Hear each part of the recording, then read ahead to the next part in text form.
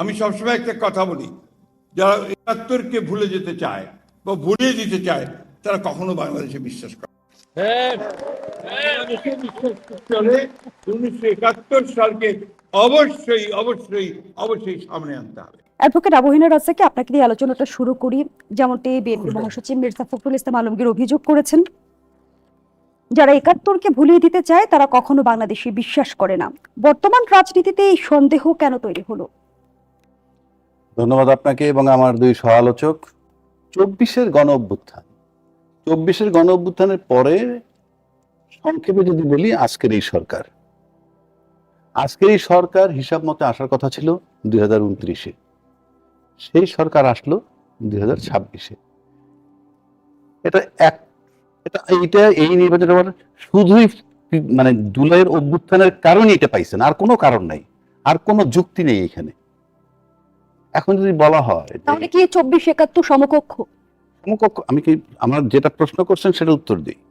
এখন যদি কেউ বলে যে ২৪-কে যদি আমরা হাইলাইট করি তাহলে ৭১ কবর হয়ে যায়, ৭১ ঢাকা পড়ে যায়, তাহলে জুলাইয়ের কৃতিত্ব তাদের নেওয়া উচিত না? তো বিএনপি তো বলছে যে জুলাই তারা করেছে, এবং এমনও বলছে যে আমরা যদি নির্বাচনে না যেতাম তাহলে হয়তো জুলাই হতো না। তাহলে জুলাই আপনারা করলেন কেন? আমি কৃতিত্বের প্রশ্নে বলছি। আমরা আনুষ্ঠানিকভাবে দেখেছি যে জুলাইয়ের দায়িত্ব বা জুলাইয়ের কৃতিত্ব তারা নিচ্ছেন। পাশাপাশি জুলাই যখন চলমান তখন তাদের দায়িত্বশীল ব্যক্তিরা বলছেন আমরা এর ভিতরে নাই। দুটো কথাই কিন্তু আছে। তাহলে আপনারা জুলাই করলেন কেন? ২৯ পর্যন্ত অপেক্ষা করতেন। ৫ মাস পরে শাহাবুদ্দিন কি বা বিদায় দেওয়া লাগলো কেন? আপনি কবর দেন কিভাবে একটা ইতিহাস? আজকে নাসির ভাই একটা বয়স পার হয়ে আসছে, আজিজ ভাই একটা বয়স পার হয়ে আসছে, আমি একটা বয়স পার হয়ে আসছি। আপনি বলেন তো কে কার ইতিহাস ভুলছেন? কি আলাপ এগুলো? আমি আবারও বলছি, ৭১ আমরা ভূখণ্ড পেয়েছি, এটা কোনো দলের নয়। দল যদি গিয়ে আইনাও থাকে, এটা রাষ্ট্রের জন্য অর্জন করছে। রাষ্ট্রের জন্য যখন আপনি অর্জন করছেন তখন আপনি থাকলেও রাষ্ট্রের, না থাকলেও রাষ্ট্রের। কিন্তু স্বাধীনতার ৫৩-৫৪ বছর পর এই ভূখণ্ড যখন স্বাধীন হওয়ার পর থেকে একটা পরিবার বা একটা দল দখল করে রাখছে একচ্ছত্র ভাবে। বড় বড় আর্মি অফিসার আয়না ঘরে ছিল, নির্বিকার বাকি আর্মি অফিসাররা ক্যান্টনমেন্টে বসে তাকায় তাকায় দেখছিল, যেটা এস্টাবলিশ করে দেশের সার্বভৌমত্ব ছিল না। কারণ যুদ্ধবিহীন অবস্থায় যদি ৫৭ জন অফিসার মারা যায়, আমার চেয়ে নাসির ভাই ভালো বলবেন, আর অন্য অফিসাররা যখন তাকায় তাকায় দেখে, তখন বুঝতে হবে যে আপনার সার্বভৌমত্ব ছিল না। সেই সার্বভৌমত্ব ফেরত আনছে জুলাইয়ের ২৪-এ। কিন্তু জুলাইয়ের রাজনীতি কোনোভাবে ৭১-কে আড়াল করছে কিনা? যারা বলে তাদের ভিতরে এগুলো একটা কালার। কারণ কি জানেন? এই ভূখণ্ড আপনি যেভাবে দখল করেছিলেন স্বাধীনতার পর একটা পরিবার, সেই ভূখণ্ডকে আমরা সেই দখল থেকে মুক্ত করেছি। ৭১-এর যুদ্ধে যে ভূখণ্ডটা পেয়েছি, সেই মুক্তিযুদ্ধের চেতনার নামে ওই পরিবারটা কাল কাল করে দখল করে রাখছে, সেখান থেকে তাদেরকে সরায় দেওয়া হয়েছে। আপনার সম্পত্তি যদি আপনি উদ্ধার করেন, তাতে কি হবে? আপনার ইতিহাস নষ্ট হয়ে যাবে। এই বাংলাদেশের সম্পত্তি একটা দল মুক্তিযুদ্ধের চেতনার নামে দখল করে রাখছিল, সেটাকে উদ্ধার করছে। এখন কেউ যদি বলে আড়াল হয়, আমার কাছে মনে হয় না ইট মেক্স এনি সেন্স, কোনো সেন্স তৈরি করে না। তাহলে জুলাইয়ের কৃতিত্ব আপনাদের নেওয়াই দরকার না। জুলাইয়ের ফসল কারা নিলেন?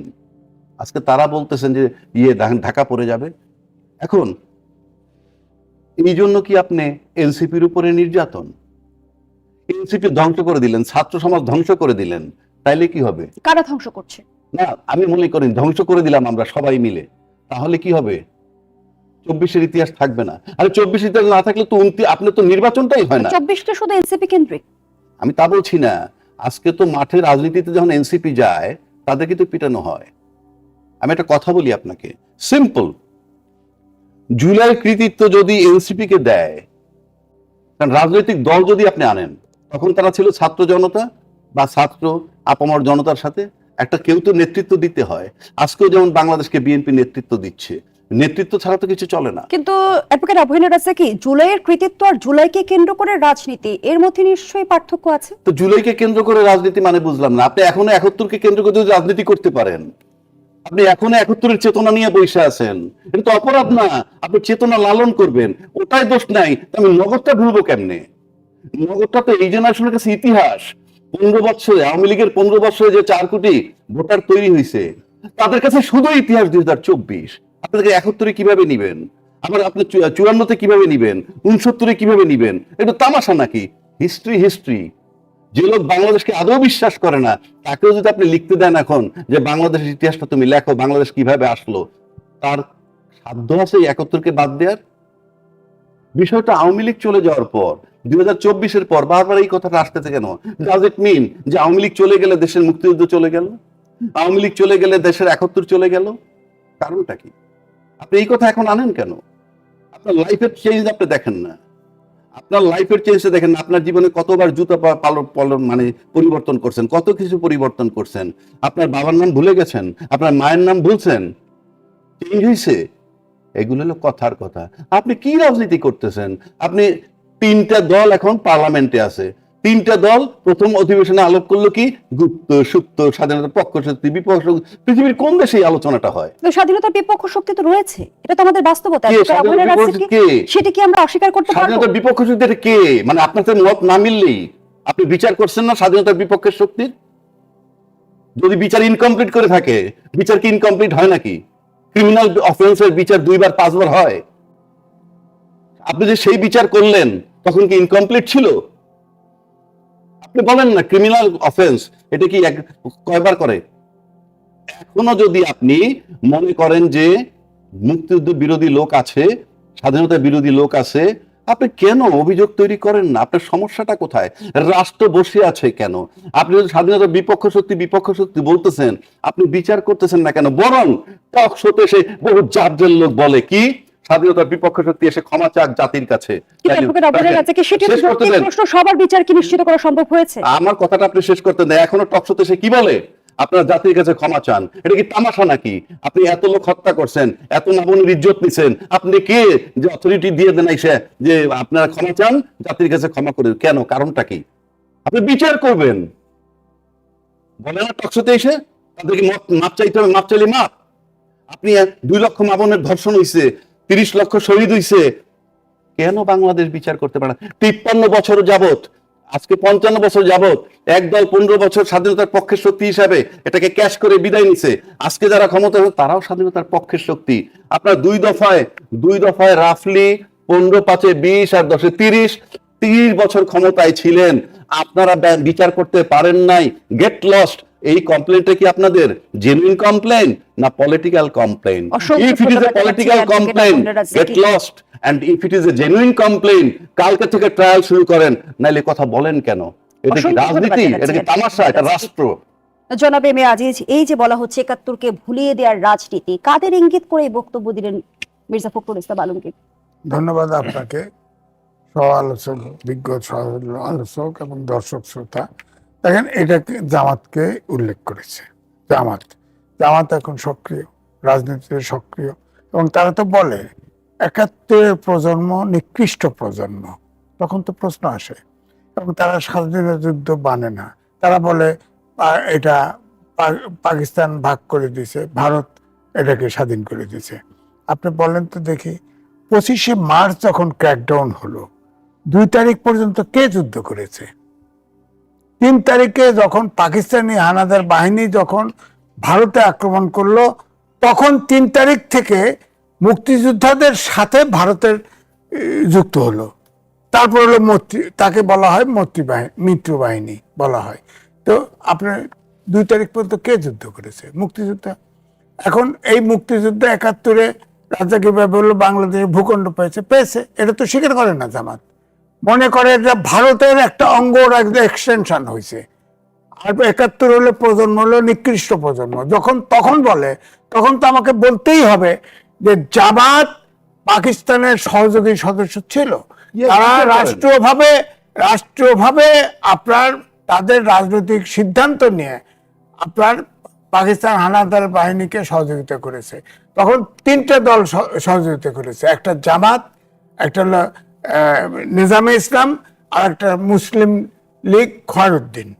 তখন অবশ্য জামাত দুর্বল ছিল ঠিক, তখন তো ওই প্রাদেশিক সরকারে জামাতের মন্ত্রীও ছিল, তারা সিদ্ধান্ত নিয়ে যেটা বলেছে যে পাকিস্তান 71, আমি বলি আর কি, 71 যে দেখে নাই, যার বাপ দেখে নাই, যার দাদা দেখে নাই, তার নির্মমতা বুঝবে না, নির্মমতা বুঝবে না। আমার কথা হচ্ছে, সেদিন প্রশ্ন করে যে ওসমানী কেন ছিল না, আরে ওসমানী নিজে বলছে যে ওখানে যদি ভারতের সেনাপ্রধান থাকতো আমি থাকতাম। হ্যাঁ, ওখানে তো আসছে মিত্র বাহিনীর ফোর্স আসছে, এই জন্য সে আসে নাই, সে স্টেটমেন্ট আছে। সেখানে তো আমাদের উপপ্রধান উপসেনাপতি মুক্তিযুদ্ধের ছিল, এয়ার ভাইস মার্শাল, কি নাম ভুলে গেছি, এয়ার ভাইস মার্শাল ছিলেন খন্দকার ছিলেন। সেখানে তো বলা হয়েছে যে সারেন্ডারিং ডকুমেন্ট, যে ডকুমেন্ট আমার কাছে আছে, অরিজিনাল ডকুমেন্ট আমার কাছে আছে, অক্সিলারি ফোর্স সহ পাকিস্তানি হানাদার বাহিনী সারেন্ডার করেছে। অক্সিলারি ফোর্স মানে আমরা বলি রাজাকার, রাজাকার তো অক্সিলারি ফোর্স না, রাজাকার গরিব দুঃখী মানুষ, বেতনভুক্ত কর্মচারী ছিল। অক্সিলারি ফোর্স হলো হানাদার, আলশামস, পিস কমিটি ইত্যাদি ইত্যাদি, যারা বেতন ছাড়া বাই ডিসিশন, পলিটিক্যাল কারণে যারা পাকিস্তান হানাদার বাহিনীকে সাহায্য করেছে, তারা হচ্ছে অক্সিলারি। বিচার হলে কি দায় মুক্তি মিলে? না, গণ অভ্যুত্থানে করা অনেকেই ক্ষমা, আমি বরাবর বলছি না, গণহত্যার কোনো ক্ষমা হয় না, গণহত্যার কোনো ক্ষমা হয় না। সেটাই তো বিচার করেন, বিচার হবে, হবে বিচার হবে। এখন বিচার হবে না কেন? বিচার সময় গড়ালে ইতিহাস ম্লান হয় কি? না, ইতিহাস কখনো ম্লান হয় না। ইতিহাস ইতিহাসই থাকবে। ইতিহাস, বাংলাদেশ আছে, বাংলাদেশের ভূখণ্ড আছে, ইতিহাস থাকবে, ইতিহাস থাকবে। এখন কেউ যদি, এখন সমস্যাটা ওই জায়গায় বাড়ছে, যখন 71-এর প্রজন্ম নিকৃষ্ট প্রজন্ম বলেন, তখন 71-এর প্রজন্ম ঠিকই জেগে ওঠে। কারণ আমি তো বললাম যে 25শে মার্চ থেকে 2 ডিসেম্বর পর্যন্ত তখন তো পাকিস্তান ভারতীয় যুদ্ধ করে নাই, যুদ্ধ করেছে পাকিস্তান। যখন 3 তারিখে আক্রমণ করলো, তখন এটাকে ভারত বলতে চায় যে এটা ভারত পাকিস্তান যুদ্ধ, তারা ওইভাবে চিন্তা করে। কিন্তু আমাদের বাংলাদেশের নাগরিক কেন এটা বলবে? কেন বলবে? আপনি পাকিস্তানের, বাংলাদেশের ভাত খাচ্ছেন, বাংলাদেশে আছেন, বাংলাদেশ মানবেন না, যান পাকিস্তানে যান, সমস্যা কি? পাকিস্তানে যান, পাকিস্তান পছন্দ হলে পাকিস্তানে যান। আমরা ভুল করছি, সমস্যা কি? বাংলাদেশ পাইছি, এই বাংলাদেশ গরিব দরিদ্র যাই থাকুক এখানেই থাকবো। আপনার পাকিস্তান ভালো লাগে, পাকিস্তানে চলে যান, সমস্যা নাই, বিচার নিয়ে চলে যান। এখন দুর্ভাগ্য জাতি দেখেন, পাকিস্তান আর ভারত, বাংলাদেশ যদি হকি খেলা, ক্রিকেট খেলা দেন, বাংলাদেশ ভারতের ইয়ে পাবেন, সমর্থক পাবেন। আবার পাকিস্তানের সাথে খেলা দেন, পাকিস্তানের সমর্থক পাবেন। অর্থাৎ এই 54 বছরে জাতি গঠন করতে পারিনি আমরা। এটা রাজনীতিবিদদের জন্য হয় নাই, যেটা রাজ্জাকি ভাই বললো। হ্যাঁ, মুক্তিযুদ্ধের চেতনা বিক্রি খাওয়ার পরেই তো রাজাকাররা মাথা ছাড়া দিয়ে উঠছে।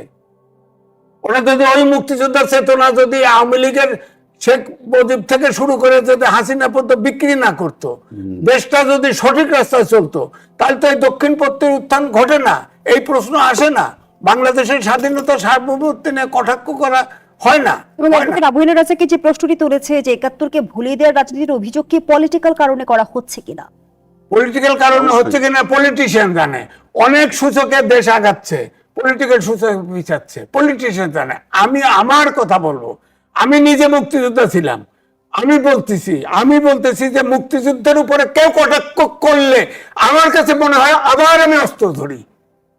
সেদিন দেখে নাই তো, 14 পুরুষ দেখে নাই মুক্তিযুদ্ধে কিভাবে বিড়ম্বনা হয়েছে, কত লোক হত্যা করছে, ধরে নিছে। আরে রাজাকারের মেয়েরা এটাকে তাদেরকেও ধরে নিছে পছন্দ হইলে, এটা দেখে নাই। ওরা এখন ভুলে গেছে। পিস কমিটি, শান্তি কমিটি, আলশামস, আলবদর যারা ছিল, তাদের মেয়েদেরকেও ধরে নিচ্ছে। যুদ্ধের ভয়াবহতা অথবা নির্মমতা হয়তো আমরা এই প্রজন্ম চিন্তাও করতে পারবো না, কল্পনাও আনতে পারবো না। আমি বক্তব্য হচ্ছে 24-এ 5ই আগস্টে আন্দোলন হয়েছে, অস্বীকার করি না। অনেক ছাত্র জনতা জীবন দিয়েছে, অস্বীকার করি না। এটাও একটা ফ্যাসিবাদের বিরুদ্ধে। 71 আর 24-কে এক কাতারে দাঁড় করিয়ে কারা সুবিধাভোগী হতে চাইছে? শোনেন, এই রাজ্জাকি ভাইয়ের বয়স, আমার বয়স, ওনার বয়স যা, এই 24 হলো এই শিশু। 24 আর 71-এর তুলনা যে করে, তাকে সোজা বুক করে পাকিস্তানে পাঠায় দাও, সোজা বুক করে পাঠায়। তার বাংলাদেশে থাকার কোনো অধিকারই নাই। আপনি বলেন যে জুলাই অস্বীকার করছে কি? বিএনপি বলছে, উনি তো অ্যাডভোকেট, বিএনপি বলছে, আগে বলছে যে তারা যেটা স্বাক্ষর করেছে সেটা অটল নসর বিসেন্ট সহ তারা সেটা বাস্তবায়ন করবে, ওটা বাদ দিয়ে। এখন তো বলতেছে যে জুলাই সনদ তারা অক্ষর অক্ষরে বাস্তবায়ন করবে। তার জন্য হাইকোর্টে একটা রায় দিছিল, তখন রায়ের বিরুদ্ধে আপিল হয়েছে, তখন কাজে রায় বিরুদ্ধে আপিল করছে, এটা মানে জুলাই সনদের বিরুদ্ধে। এখন তো সুপ্রিম কোর্ট রায় দিছে, সুপ্রিম কোর্ট 7 ক খ বাতিল করে দিছে, নীতি আদর্শ এবং জুলাই চার্টার সব সংসদের কাছে দিছে বিচার। সংসদে বসেন, কমিটি বসেন, বসে দেখেন যদি বিএনপি সংস্কারে বাধা দেয়, হ্যাঁ, তাহলে অবশ্যই আমরা তার পক্ষে বলবো। আপনার কমিটি, আমি অপোজিশন লিডারকে বলতে শুনলাম, হ্যাঁ কমিটি করেন, 50-50 রাখেন, সমান সমান। কেন রাখবে? কেন রাখবে? সংসদে একজনের 2/3 মেজরিটি, কমিটি করছে 12 জনের, 7-5-12। আপনি 5 জন যান, 5 জন যা আর্গু করেন, যদি না মানে সেটা এসে মাঠে বলেন, আমরা আপনার পক্ষে বলবো। অসংখ্য ধন্যবাদ জানাচ্ছি জনাবে আজে, ধন্যবাদ জানাচ্ছি ডক্টর নাসির উদ্দিন আহমদ। ইতিহাস প্রশ্নে আমাদের রাজনৈতিক দলগুলো কি দ্বৈত মানদণ্ড অনুসরণ করছে? ধন্যবাদ আপনাকে সহ আলোচক এবং শুধু দর্শকদের অনেক শুভেচ্ছা। আমরা জাস্ট এই আলোচনা শুরু করার আগে যখন অপেক্ষা করছিলাম আজিজ ভাইয়ের সাথে, আমি কথা প্রসঙ্গে ভারতীয় রাজনীতির এবং তরুণদের যে আন্দোলনটা ওখানে হচ্ছে ককরোচ বাহিনীর, সেটা নিয়ে কথা বলছিলাম এবং প্রসঙ্গ করে আমি বলেছিলাম যে ব্রিটিশরা একটা জিনিস আমাদেরকে শিখিয়ে দিয়ে গেছে, ডিভাইড অ্যান্ড রুল। যখনই আন্দোলন হবে, যখনই কোনো একটা ন্যায্য কথা কেউ বলার চেষ্টা করবে, একটা সংগঠিত হবে, ওখানে একটা বিভাজন তৈরি করো, বিভাজন তৈরি করলেই সেটা ওই তারা যুদ্ধ করবে, মাঝখান দিয়ে ফায়দা নেওয়া যাবে হচ্ছে যারা যে ক্ষমতায় মসনদে বসে আছে তারা। আপনি মুক্তিযুদ্ধ দিয়ে শুরু করেছেন, মুক্তিযুদ্ধের প্রথম 4টা ক্রাইটেরিয়া কি ছিল? কোন চেতনার উপরে বা কোন পিলারের উপর দাঁড়িয়ে আমার মুক্তিযুদ্ধ ছিল? গণতন্ত্র, সমাজতন্ত্র, আমাদের ধর্মনিরপেক্ষতা বা অসাম্প্রদায়িকতা এবং জাতীয়তাবাদ। তার কোনটার মূল্যায়ন আমরা গত 55 বছরে সঠিকভাবে করতে পেরেছি? গণতন্ত্র, সমাজতন্ত্র আপনি বাদ দেন, এটা বিশ্বব্যাপী এটা কবর রচিত হয়ে গেছে বলা যায়, সেটা বাদ দেন, সেটা আমাদের একটা হয়তো ভুল ছিল।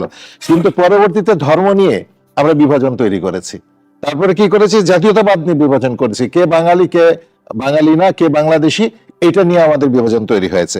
তারপরে এসছে আপনাদের এই সমাজতন্ত্র, তো বললাম, ধর্মনিরপেক্ষতা গেল, জাতীয়তাবাদে গেল, এবার আসলো গণতন্ত্র। এই গণতন্ত্র নিয়ে আমরা কি করলাম? গণতন্ত্রের বহুবিধ রূপ দেখলাম। 72 সালে যদি শুরু করেন আপনি, 72 সালে যার সাথে টুটি চেপে ধরা হলো, সেটা কি মুক্তিযুদ্ধের চেতনা ছিল? তখন যেভাবে রক্ষী বাহিনী দিয়ে মানুষকে ধরা হতো, সেটা কি মুক্তিযুদ্ধের চেতনা ছিল? এরপর আসে 75-এ কিলিং হলো, তারপরে দেশের একটা পরিবর্তন হয়ে গেল, সামরিকতন্ত্র আসলো, সেনা শাসনের একটা আবরণ তৈরি হলো, তারপর সৃষ্টি হলো আবার 17 বছর মুক্তিযুদ্ধের চেতনার নামে, বিচারের নামে।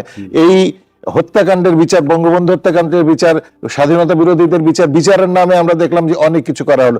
এই স্বাধীনতার 50 বছর পূর্তি, জাতির জনকের 100 বছর পূর্তি, এই সমস্ত পূর্তিতে কোটি কোটি টাকা খালি মানে লুটপাট হলো। এই মুক্তিযুদ্ধ চেতনার নামে কতগুলো গবেষণা হয়েছে, সেই গবেষকদের আজকে কোথায়? ওরা কই? তাদের কি গবেষণার জন্য কত টাকা নিয়েছিল? এখনই আপনি পত্রপত্রিকা দিলে পাবেন যে তারা কোটি কোটি টাকা নিয়ে গেছে, গবেষণা কিছুই করে নেই, এখন সেগুলো পেন্ডিং অবস্থার মধ্যে আছে।